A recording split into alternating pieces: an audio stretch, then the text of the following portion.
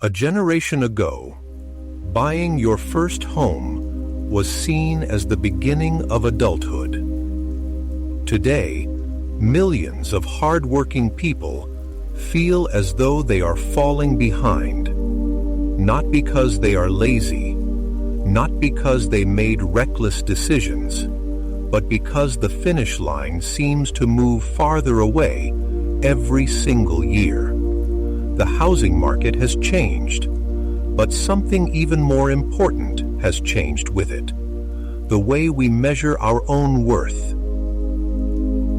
And that is why this story is not really about real estate. It is about a quiet fear that almost nobody talks about. The fear that despite working hard, making sacrifices, and doing everything you were told to do, you are still losing a race you never remembered choosing to run. Think about the last time you looked at a house online. Maybe it was on Zillow. Maybe someone sent you a listing. Maybe you simply slowed your car as you passed a beautiful neighborhood.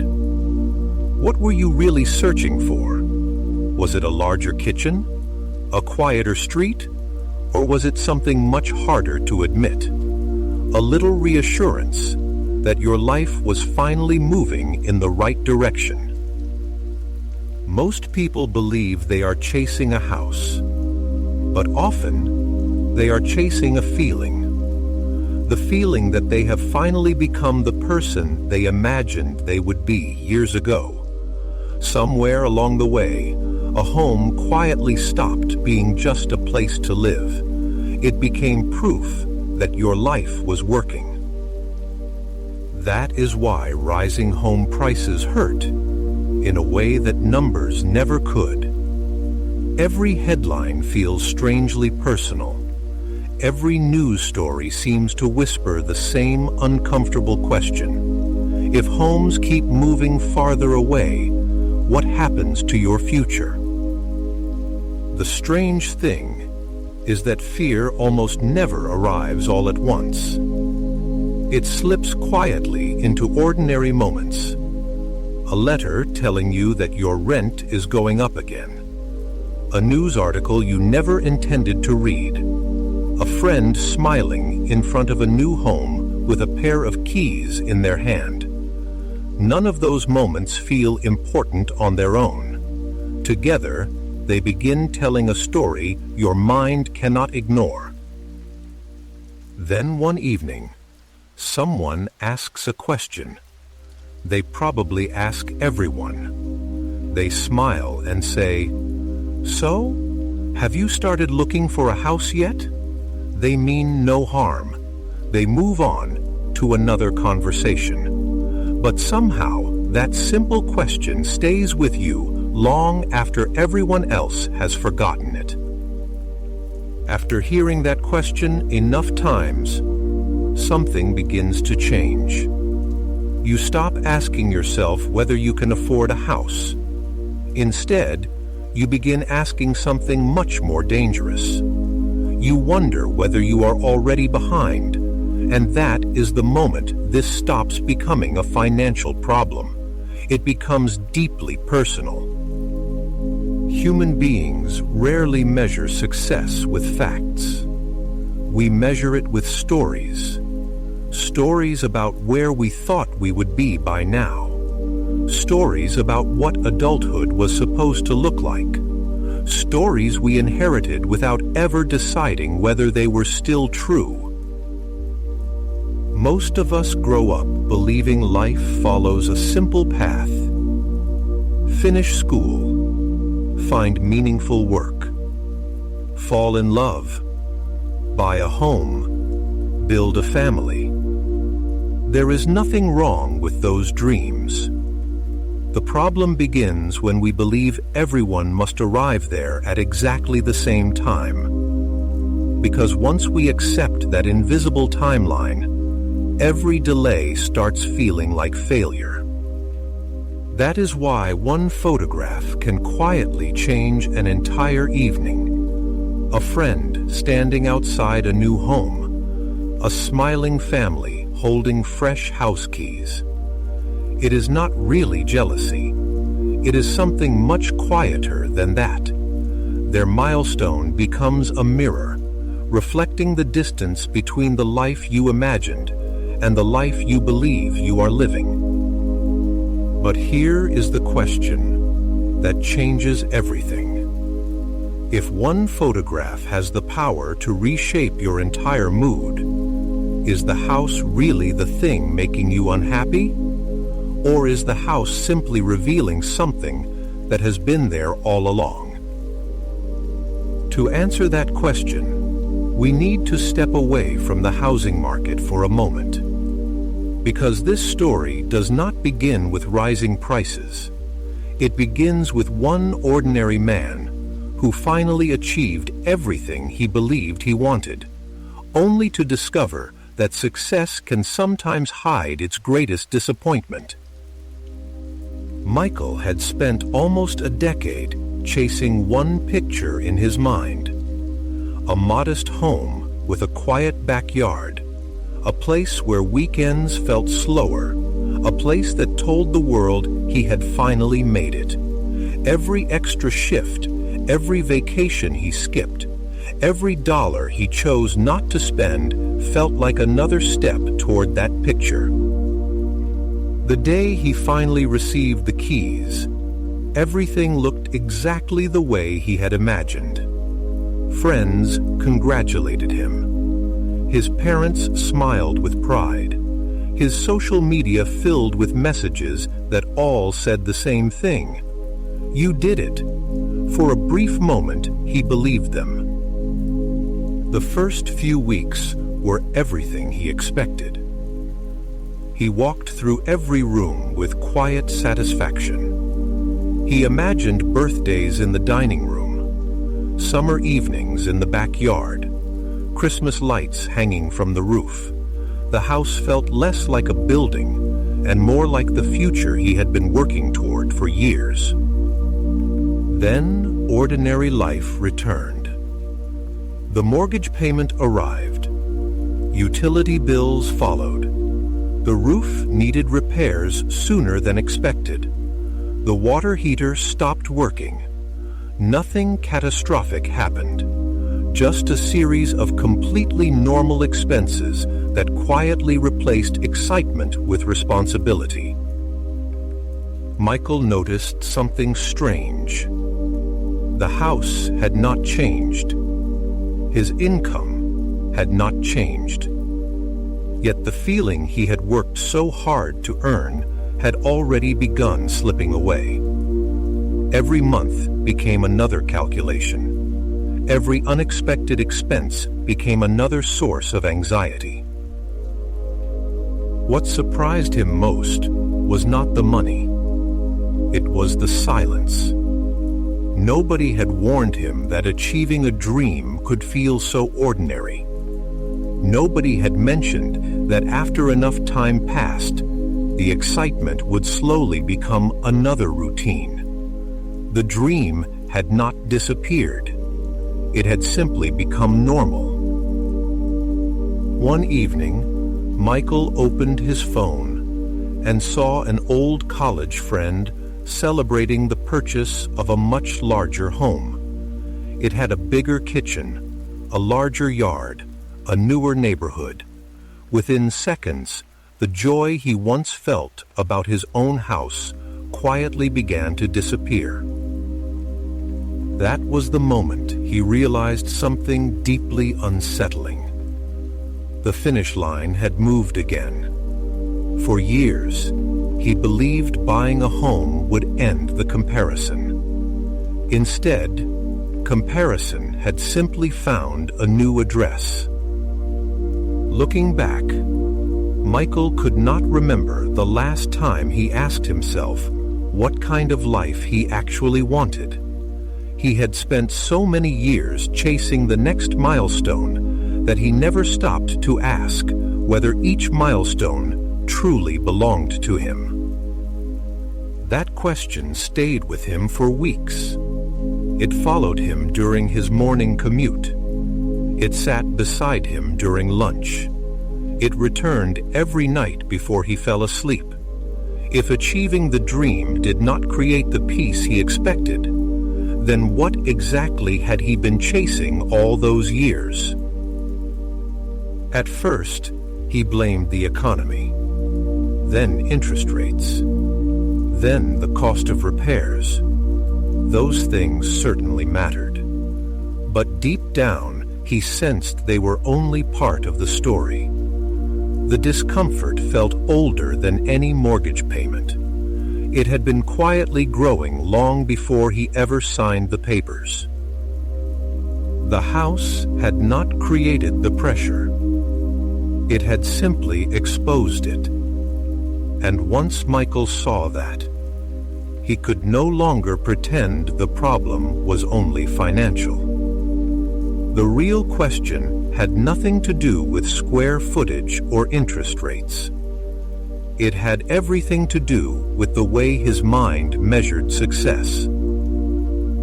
Because the most exhausting race in life is rarely the one happening outside us.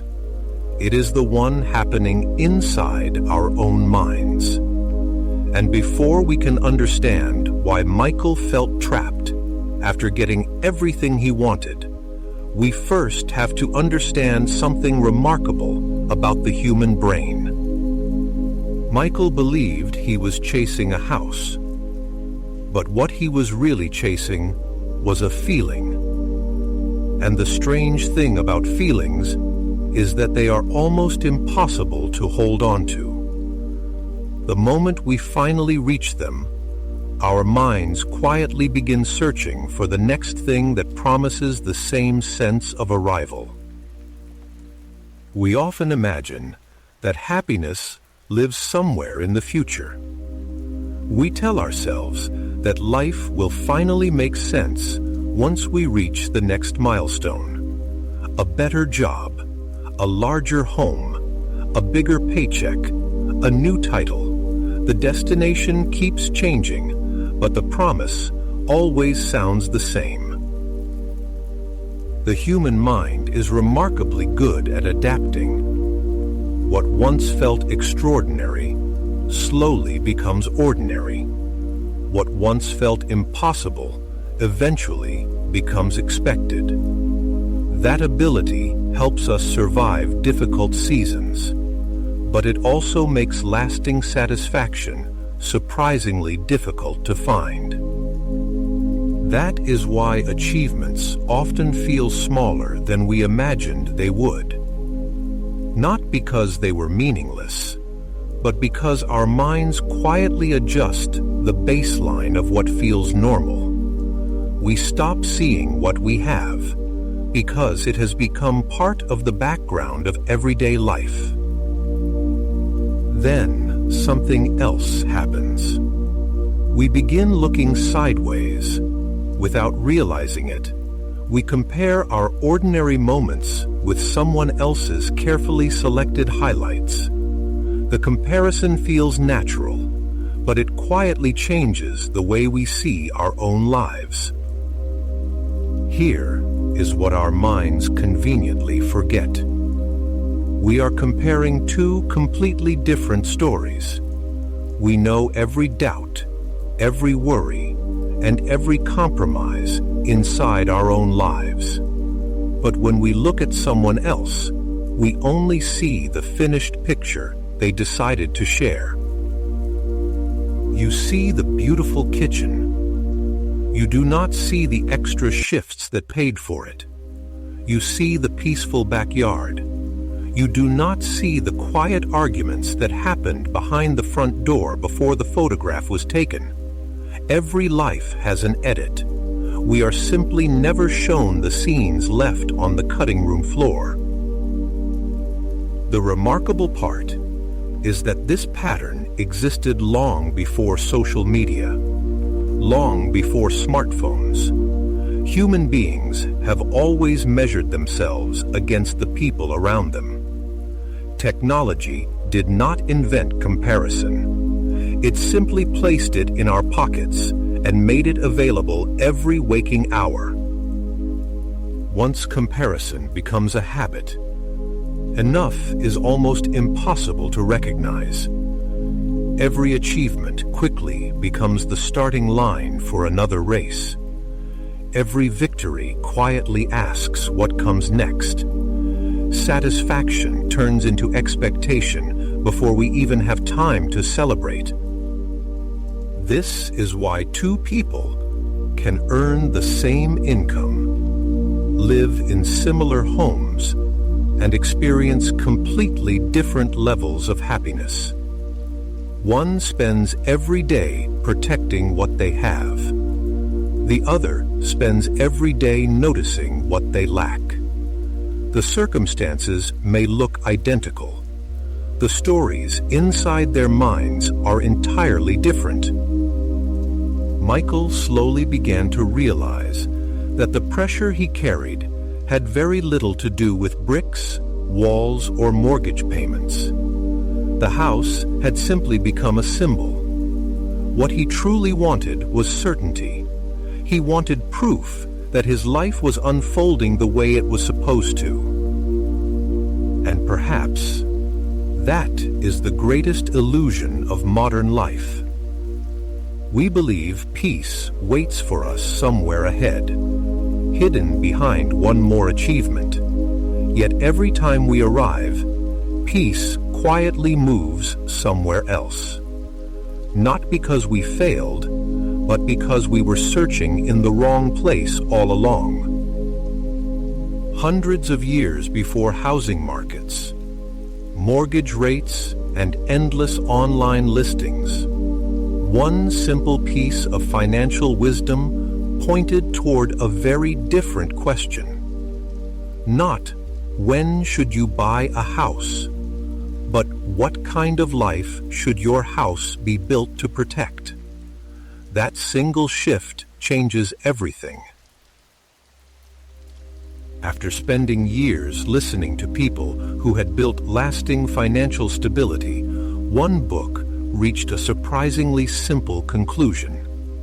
It argued that buying a home should never be treated as proof that life is finally on track. Instead, a home should be the natural result of a life that is already becoming stable. That idea feels almost backwards today, and perhaps that is exactly why it deserves our attention. We are often told that owning a home creates security. The book quietly suggests the opposite. Real security must exist before the purchase ever happens. Otherwise, the house becomes responsible for carrying emotional weight. It was never designed to hold. That changes the question entirely. Instead of asking whether the bank will approve the loan, the better question becomes whether your life is strong enough to support the responsibility that comes after the celebration ends. Approval and readiness are not the same thing. Imagine losing your job for a season. Imagine an unexpected medical bill. Imagine a family emergency that asks for both your time and your savings. Would the house still feel like a place of peace, or would it immediately become another source of fear? Those questions matter far more than the excitement of receiving the keys. Financial readiness has very little to do with appearing successful. It has everything to do with resilience. Resilience means your future is not destroyed by one difficult month. It means unexpected problems remain problems instead of becoming disasters. The book encourages us to think beyond the purchase itself. Can you continue saving for the future after moving in? Can you still take care of the people you love when they need you? Can you still enjoy small moments of life without feeling guilty every time you spend money? Can you still sleep peacefully at night, knowing one unexpected bill will not shake your entire world? Those questions reveal far more about readiness than the size of the house ever could. None of those questions appear in glossy advertisements. Real estate marketing rarely celebrates patience. It rarely encourages waiting another year. It rarely tells you that saying "not yet" can sometimes be the wisest financial decision you ever make. Patience does not create urgency, and urgency is what sells houses. That is why so many people mistake timing for failure. Watching someone else buy a house does not automatically mean you should do the same. Every financial journey unfolds under different circumstances, different incomes, different responsibilities, different dreams. Comparing timelines only makes wise decisions feel like missed opportunities. The greatest lesson hidden inside the book is surprisingly simple. A home should protect your peace. It should never become the price you pay for trying to earn it. The moment buying a house threatens every other part of your life, the goal has quietly stopped serving you. You have begun serving the goal instead. Seen this way, the question is no longer, when should I buy a home? The better question is, what kind of life am I building before I ever sign the papers? Because a house is not the foundation of a meaningful life. It is something built on top of one. And once you begin looking at life through that lens, something unexpected happens. The pressure starts to loosen. The timeline begins to disappear. The dream itself does not become smaller. It simply stops controlling you. It would be comforting if this story ended with one simple lesson. Buy only when you are financially ready. Be patient. Ignore the pressure. But modern life rarely makes patience easy. In fact, almost every system around us quietly rewards the opposite. Every day, we are surrounded by reminders that someone else has arrived before us. A promotion, a wedding, a new business, a larger house, a luxury vacation. None of these moments are necessarily dishonest. But when they are placed side by side, day after day, they create the illusion that everyone is moving forward while we are standing still. The strange part is that comparison no longer waits for family gatherings or conversations with friends. It travels in our pockets. It greets us before breakfast. It follows us during lunch. It sits beside us before we fall asleep. We no longer have to search for reasons to compare ourselves. They arrive on their own. Advertisements quietly reinforce the same message. Happiness is only one purchase away. Success is one upgrade away. Confidence is one possession away. The products keep changing, but the promise never does. We are constantly encouraged to believe that fulfillment lives somewhere just beyond our current life.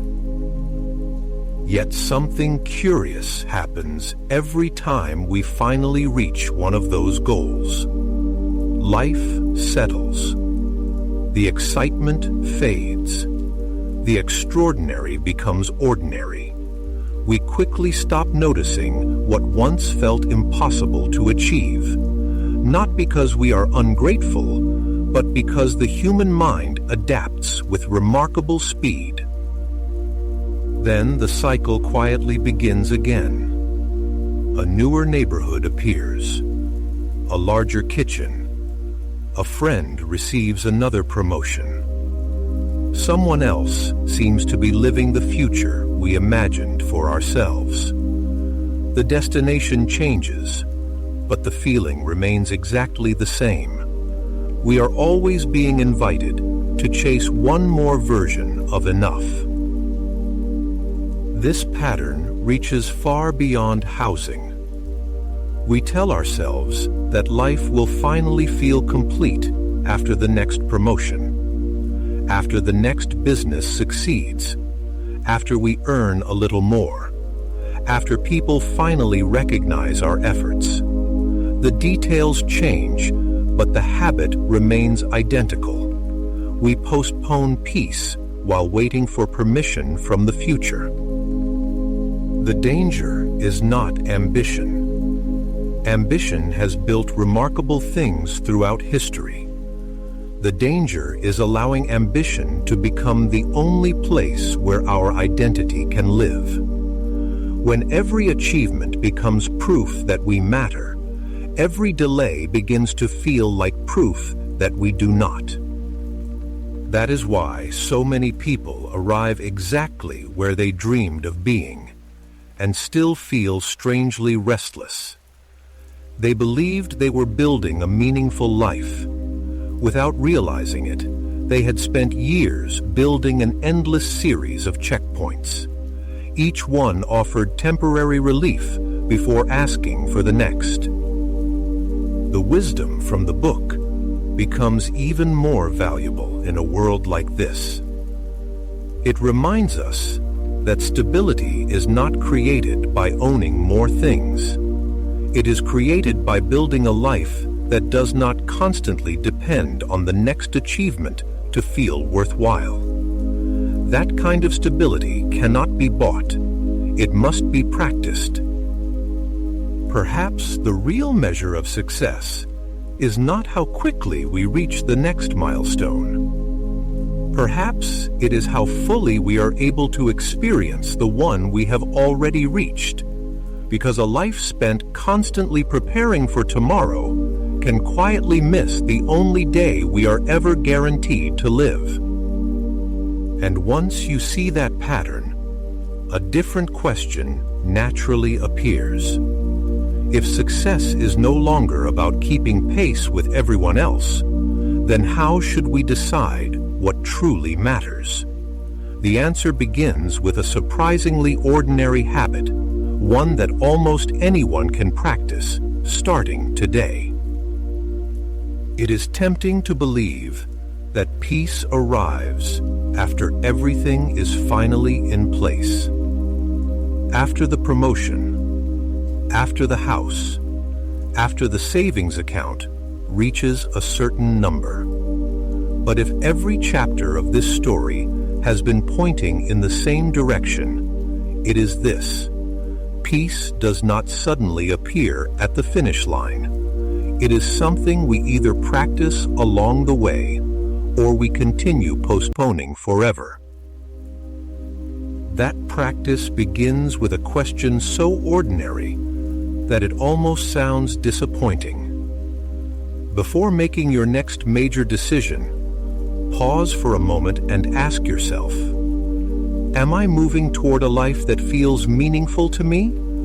Or am I simply trying to keep pace with someone else? The answer will rarely arrive immediately, but asking the question changes the direction of your attention. For most of us, the loudest voices in our lives do not belong to family, friends, or even strangers. They live inside our own minds. They repeat invisible deadlines. They compare invisible timelines. They quietly insist that we are running out of time. Those voices grow stronger when they are never questioned. There is a reason strong foundations are poured before the walls of a house are ever built. Nobody admires the foundation. It is hidden underground. It wins no attention. Yet every room, every window, and every roof depends entirely upon it. A meaningful life works in much the same way. The invisible habits matter long before the visible achievements appear.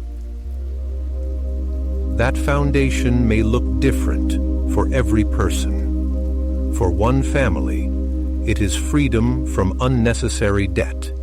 For another, it is protecting time with children. For someone else, it is creating work that feels deeply meaningful. The details are different, but the principle remains the same. Build the life before chasing the symbol of the life. The world will continue moving quickly. New trends will appear. New neighborhoods will become fashionable. New definitions of success will replace the old ones. If your sense of worth depends entirely on keeping up, you will spend a lifetime chasing a finish line designed to keep moving. But if your life is anchored to values instead of comparisons, something remarkable begins to happen. Other people's achievements stop feeling like evidence of your failure. They become exactly what they were always meant to be, someone else's story. Your attention quietly returns to the only life you can actually shape. None of this means abandoning ambition. Dreams still matter. Goals still matter. Building wealth, owning a home, and creating a secure future are worthwhile pursuits. The difference is that they become expressions of your values rather than measurements of your worth. You stop asking your achievements to tell you who you are. And perhaps that is the quiet freedom hidden beneath all of this. The moment you stop demanding that every milestone prove your value, you begin enjoying the journey toward it again. Progress feels lighter. Waiting becomes easier. Even uncertainty loses some of its power because your identity is no longer hanging in the balance. Before you close this video, there is one final question worth carrying with you. If everything you are chasing disappeared tomorrow, what parts of your life would still make you proud? The answers to that question reveal the foundation you have already built and the foundation that may still need your attention. Because in the end, the goal was never simply to own a house. The goal was to build a life that felt safe enough, meaningful enough, and peaceful enough that any house you eventually lived in could truly become a home. And that brings us to the final lesson of this journey.